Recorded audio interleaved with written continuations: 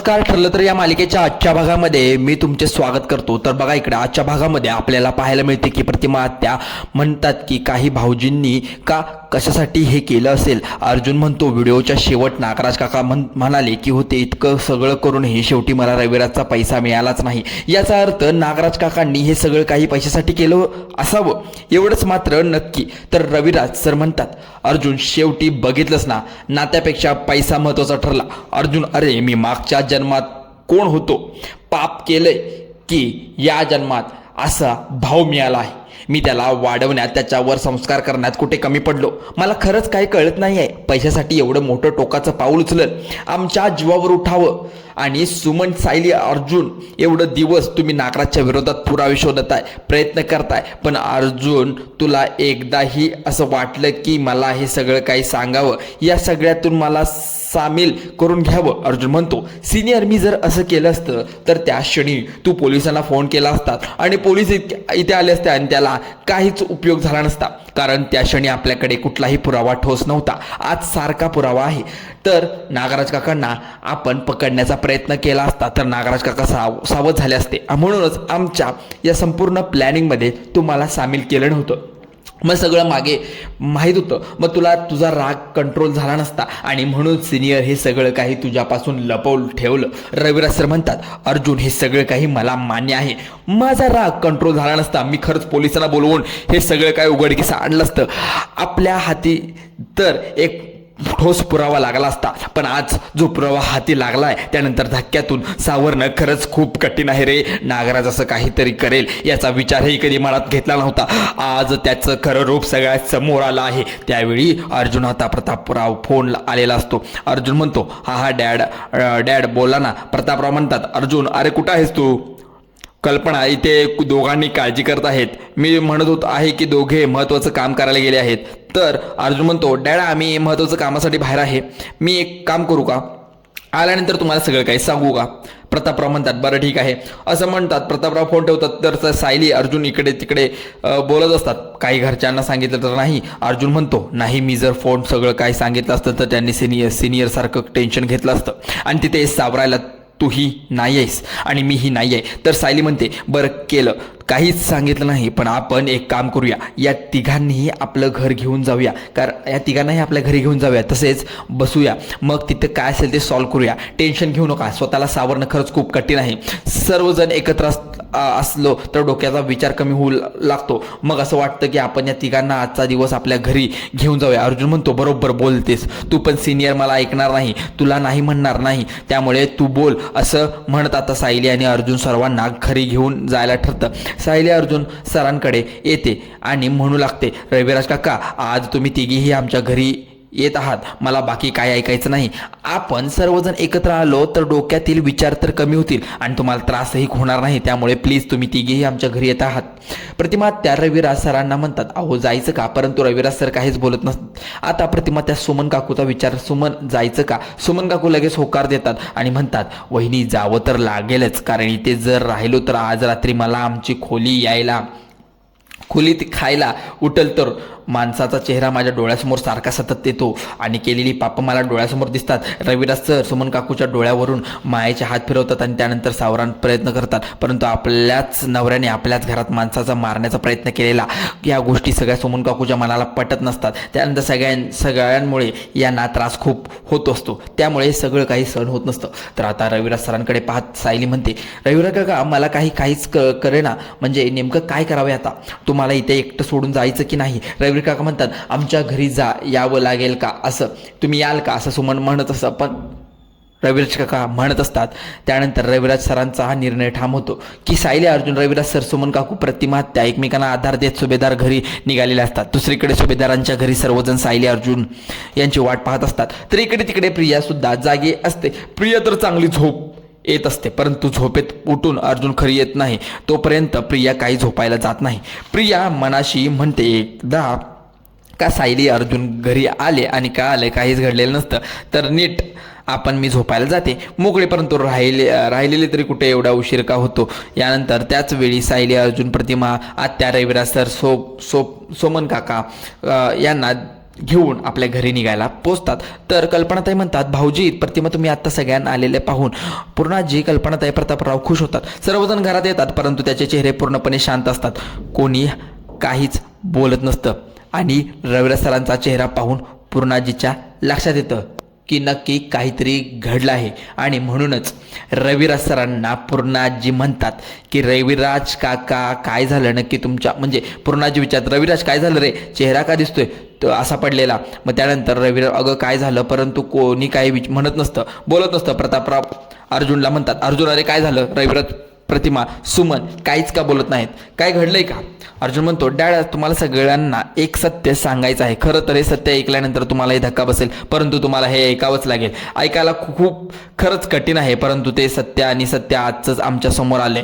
आता हे ऐकल्यानंतर प्रियाची तर चांगली झोप उडालेली असते. तर परंतु पूर्णाजी म्हणतात, नक्की काय झालं आहे. अर्जुन म्हणतो, 22 वर्षापूर्वीचा सिनियर मारणारा आत्ता त्यांचा अपघात घडून आणणारा मास्टर माइंड आम्ही शोधलेला आहे परंतु तो मास्टर माइंड सापडला आहे. त्याचं सत्य सगळ्यांसमोर आता उघडलं जाणार. ऐकल्यानंतर सर्वजण उभे राहतात आणि विचारतात.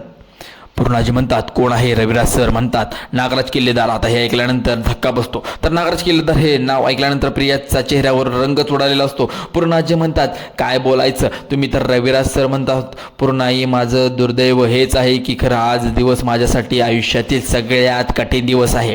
माझ्या भावाने माझ्याच कुटुंबातल्या स्वप्नांना संपवण्याचा प्रयत्न केला आहे. 22 वर्षापूर्वी अपघात मास्टर माइंड तोच आहे. आता मात्र कोणाला काहीच कळत नसतं. अर्जुन म्हणतो, सगळं काही सत्य आम्हाला काल इन्स्पेक्टर सावंत यांनी नागराज काकांना अरेस्ट केलं आहे. आता घडलेला सर्व प्रकार अजून घराच्यांना सांगतो कशा प्रकारे नागराज काकांचा खरा चेहरा त्यांनी समोर आणला. आणि त्यातून अर्जुन म्हणतो, इन्स्पेक्टर सावंत यांच्यासमोर नागराज काकांचा खरा चेहरा समोर आणण्यासाठी एक व्हिडिओ सुमन काकूंनी बनवला. तो व्हिडिओ समोर येताच त्यामध्ये नागराज काका म्हणाले आहे की सर्व काही मीच केले, महिपत शिकवलेले मीच बांधून ठेवले, मीच तुम्हाला किडनॅप केलं होतं आणि 22 वर्षापूर्वी हा रविराज किल्लेदारांनी त्यांच्या कुटुंबांना संपवण्यासाठी मीच महिपत शिर्केचा सुपारी दिली होती. मीच याच कुटुंबाचा संपवण्याचा निघालो होतो. या सगळ्यांचा मास्टर माइंड मीच आहे असं म्हणत सुमन काकूच्या समोर नागराज काकांनी त्याचा गुन्हा कबूल केलेला असतो. हीच कबुली म्हणजेच अर्जुनसाठी मोठे पुरावे ठरलेला असतो. आता अर्जुन इन्स्पेक्टर सावंत यांच्याजवळ पुरावा थेट शेवटी नागराज काकांच्या हातात बेड्या ठोकण्यापर्यंत अर्जुन, सायली, सुमन काकू यशस्वी ठरतात. आता हे तिघे की ऐकल्यानंतर प्रतापराव म्हणू लागतो की अर्जुन तू जे सांगतोय ते खरंच आहे कारण हे सगळं काही नागराजने केलं आहे. आपल्या नागराजने तर आपल्या प्रतिमा हत्या म्हणतात, आपण त्या आपलं समजलं होतं परंतु ही सगळ्यात आपली मोठी चूक आहे. त्यानंतर आपल्याला कधी असं म्हटलंच नाही की म्हणून आमचा जीव घेण्याचा प्रयत्न त्याने केला. पण कल्पनाताई म्हणतात की सगळ्या गोष्टीवर माझा अजूनही विश्वास बसत नाही. नागराज भाऊजी असं काहीतरी करतील. पूर्णाजी 22 वर्षापूर्वीच्या अर्जुनच्या वाढदिवसाचा तो दिवस आठवतो. पूर्णाजी म्हणू लागतात, अर्जुनच्या वाढदिवसाचा तो दिवस अजूनही माझ्या डोळ्यासमोर जात नाही. प्रतिमा आणि रविराज यांना यांना म्हणत होती की रात्री घरी जाऊ नका, तुम्ही इथेच थांबा. परंतु त्यांनी सुद्धा घरी जायचा हट्ट केला आणि मी सुद्धा त्यांना थांबवू शकले नाही. मला मनापासून वाटत होतं की तुम्ही सर्वांनी इथेच थांबावं परंतु त्याच वेळी नागराज एवढं मोठं कारस्थान करत होता. आपल्याच माणसांना संपवण्याचा प्रचंड मोठा डाव होता. इतकी वर्ष तो आमच्या डोळ्यात धूळ फेकत होता. परंतु प्रतिमा त्या म्हणत होत्या की मी लग्न करून यांच्या घरात गेले त्या दिवसापासून अगदी नागराज भाऊजींना धाकटा भाऊसारखे समजलं पण त्यांनी धाकटा भाऊ मानलं नाही. तसेच त्यांच्यावर माया केली. कधीच त्यांच्या मने भेदभाव नाही पण कधीच म्हटलं नाही की माझे धीर आहेत की नेहमी माझ्या भावाप्रमाणे त्यांना वागणूक देतील. त्यावरती तितका जीव लावला की त्यांनी आमचा जीव घेण्याचा प्रयत्न केला. ह्या गोष्टी आज सहन होत नाहीत. त्यांना आपलं मानलं, त्याची आमच्या कुटुंबात घात केला. इकडे मात्र प्रिया पूर्णपणे घाबरून गेली असते. प्रिया मनाशी म्हणते नागोबा ओव्हर कॉन्फिडन्स शेवटी त्यालाच नडला. आता तर त्याने तोंड उघडलं आणि त्याने जे सांगितलं मी खरी तन्वी नाही आहे तर मग मात्र ही लोक मला ही घराबाहेर काढतील. पण त्यातल्या त्यात एक गोष्ट मात्र बरी आहे, मला त्रास देणारे ते दोघेही जेलमध्ये शिंकरे आणि नागराज किल्लेदार हे दोघेही मात्र प्रिया थोडी घाबरलेली असते. पण आता सायली कल्पनाताईंना म्हणत असते, अस्मिता ताई कशा आहेत, जेवल्या आहेत का, त्याची तब्येत कशी आहे. कल्पनाताई सायलीला म्हणतात सर बरी आहे. आता आज खूप छान जेवण झालं सुद्धा. सगळ्यांना महत्त्वाचं म्हणजे आता तिच्या ज्यावेळी अश्विनीनं गोळ्या दिल्या त्यावेळी तिचं शांत झोप लागली आहे म्हणून तिला जरा थोडं शांतही वाटेल. सायली म्हणते सगळ्यांच्या जेवणाचं बघतेस कारण इच्छा नसली तरी थोड्या आपल्याला जेवावं लागेल.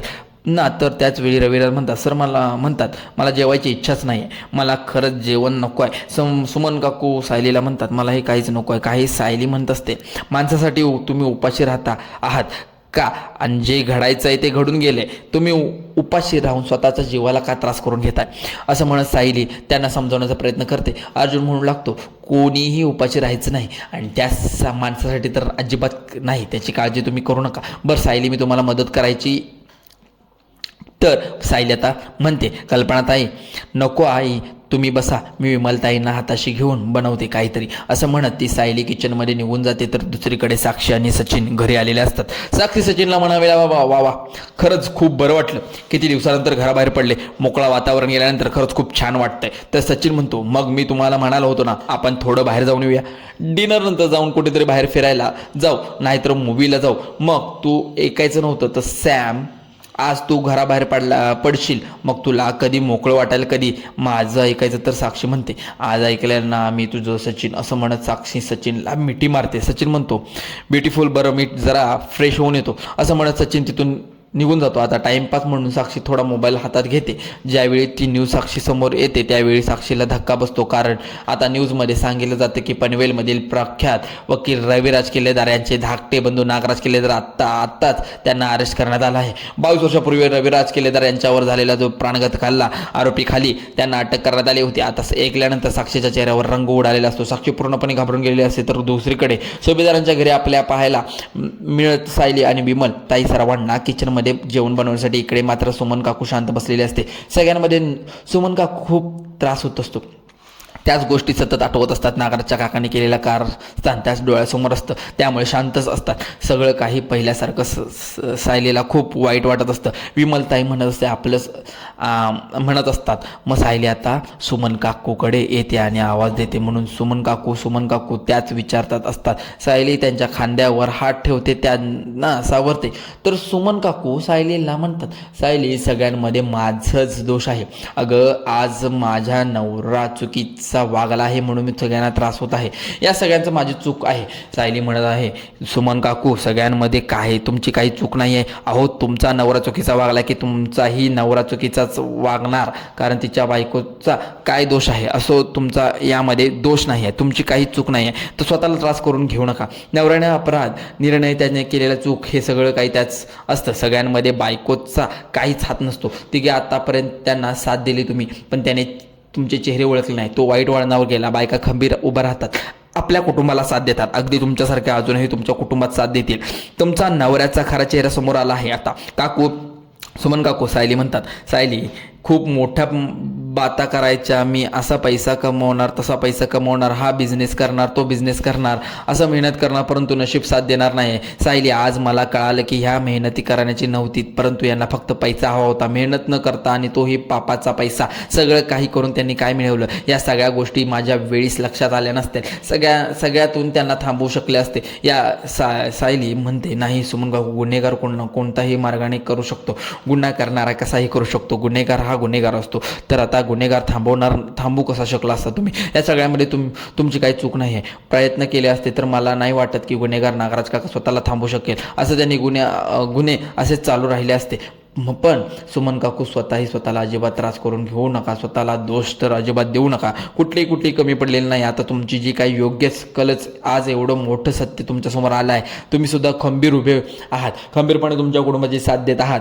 ही साथ अशीच कायम सुमन काकू राहू दे. आज नागराज काकांचा खरा चेहरा तुमच्यासमोर आला आहे, तर खरं स्वरूप तुमच्यासमोर दिसू लागला, याचा विचार नका करू, स्वतःला सगळ्यात त्रास करून घेऊ नका. सायली सुमन काकूंना सावरते. त्याचवेळी बाकी सर्वांकडे सर्वजण असे शांत बसलेले असतात आणि पूर्णाजी आवाज म्हणते पूर्णाजी मी जेवण बनवलंय आणि माहीत आहे आज कोणालाही जेवायची इच्छा नाही, परंतु सर्वांनी थोडं जर खाऊन घ्या, गरजेपुरतं, आणि काय नाही होईल, परंतु प्लीज सर्वांनी जेवण करून घ्या, जेवायला हवं. तर रविराज सरांना म्हणजेच रविराज काकांना तुम्हालाही थोडं जेवावं लागेल. रविराज काका म्हणतात की नाही आहे सायली बाळा, मला खरंच जेवायचं नाही आहे. मला एक कळत नाही आहे की माझी जवळचीच माणसं माझ्या जीवावर कशी काय उठली.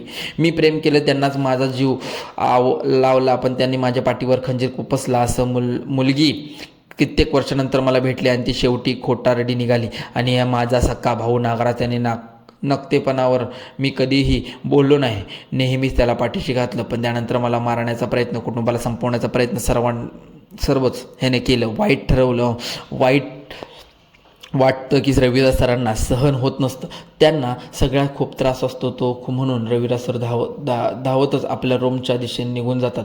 दरवाजा बंद करतात आणि स्वतःला रूममध्ये कोंडून घेतात. सर्वजण दरवाजाकडे येतात. दरवाजा वाजवत रवी सरांना दरवाजा उघडण्यावर विनंती करतात, पण दरवाजा पूर्णाजी म्हणू लागतात, रविराज प्लीज दरवाजा उघड. परंतु रविराज सर दरवाजा उघडत नसतात, कारण सगळ्यांसमोर आज सत्य आल्यानंतर, आपल्या भावाचं सत्य रूप कळाल्यानंतर स्वतःचीच मान शरमेने खाली गेलेली असते.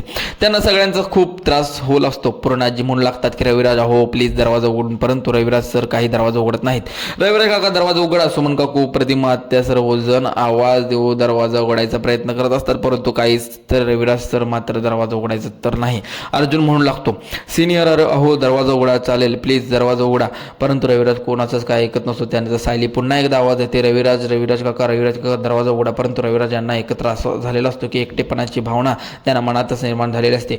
प्रतिमा आत्या जी आहे ती प्लीज तुम्ही स्वतःला त्रास करून घेऊ नका, कारण कल्पनाताई प्रतिमा आत्या सावरतात की सायली जेवणाचं ताट घेऊन येते, दरवाजासमोर उभी राहते आणि फक्त एक मायेची साथ देते. म्हणते बाबा दरवाजा उघडा. बाबा तुम्ही माझेही ऐकणार नाही का? तुम्ही तुमच्या लेकीचं ऐकणार नाही आहेत का? आता शब्द रविला सरांच्या कानी पडतात. त्यांना मात्र मोह आवरत नाही. त्यांच्या मुलीचे हाक ऐकून क्षणभरात दरवाजा उघड बाहेर पाहतात तर सायली उभी, परंतु सायलीच्या नजरेत नजर देण्याची त्यांची हिंमत होत नाही. आपली मान खाली मागे वळवतात. सायली त्यांना सावरते, म्हणून लागते बाबा तुम्ही तुमच्या लेकीचा संपर्क समजू लागतात. तर बाबा काहीच नाही आहे, तुमच्या जवळच्या माणसांनी तुम्हाला सगळेच धोका दिला असं अजिबात नाही आहे. जवळची माणसं तुमची आहेत आणि ती तुमच्यासोबत कायम आहेत बाबा, आणि तुमची ही मुलगी तर तुम्हाला कधी धोका देणार नाही, तुमच्यासोबत आहे. आता सायलीचे शब्द ऐकून सर्वांना डोळे भानवतात. त्या सायलीच्या डोळ्यांमध्ये अश्रू असतात, परंतु सायली आपलेपणासमोर स्वतः स्वभाव सगळ्यांना या दुःखातून बाहेर काढण्याचा प्रयत्न खूप मोठा आधार देत असते. रवीदास सरांच्या अश्रू अनावर होतात. सायली त्यावर सावरते, सगळ्यातून बाहेर काढण्याचा प्रयत्न करते. म्हणून लागते बाबा रडायचं नाही, मुलीला अजिबात आवडत नाही. ते सायली रविराज त्यांच्या सरांना हातात हात देते आणि शब्द म्हणते बाबा आपले हे मुलंच आणि वडिलांचं नातं हे कायम असंच असणार आहे. मी जरी तुमची सख्खी मुलगी नसली तरी तुम्हाला कधीच अंतर देणार नाही. बाबा तुमच्या मुलीच्या हातातून 2 घास खा. रविराज सरांसमोर सर्वांचे डोळे पाणावतात आणि त्या शब्दांनी सगळ्यांना मन भरून येतं. आणि तर आता रविराज सर खूप रडतात आणि रविराजच्या सरांच्या अश्रू सायलीच्या स्वतःचे हाताने पुसते आणि स्वतःच्या हाताने त्यांना खाऊ घालते. रविराज सरांना आणि पहिला घास खाऊ घालत असते त्यावेळी रविराज सरांना लहानपणीची तन्वीचे बालपण आठवतं. त्या तन्वी भरलेला घास आठवतो सुद्धा.